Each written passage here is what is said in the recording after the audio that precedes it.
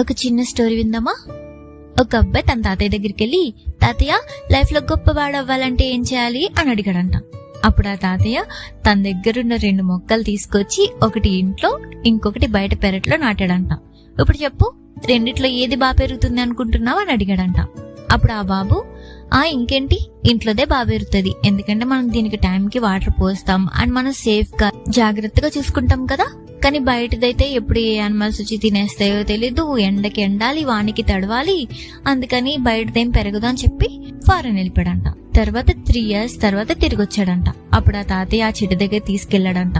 ఇంట్లో చెట్టును చూసి అబ్బాయి చాలా హ్యాపీ ఫీల్ అయ్యాడంట. అది చాలా పెద్దగా అయిపోయిందంట. తర్వాత పెరటిలో ఉన్న చెట్టు దగ్గరికి తీసుకెళ్లాడంట. అది చూసి అబ్బాయి చాలా షాక్ అయ్యాడంట.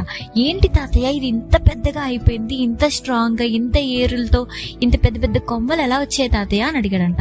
అప్పుడు తాతయ్య చెప్పాడంట, ఈ చెట్టులాగే మన లైఫ్ లో కూడా మనకొచ్చిన కష్టాల్ని, కన్నీళ్ళని, ఒడిదుడుకుల్ని అన్నిటినీ తట్టుకుని నిలబడితేనే మనం లైఫ్ లో ముందుకెళ్ళగలం, అనుకున్నది సాధించగలం అని చెప్పాడంట. నిజమే కదా? Download ShareChat.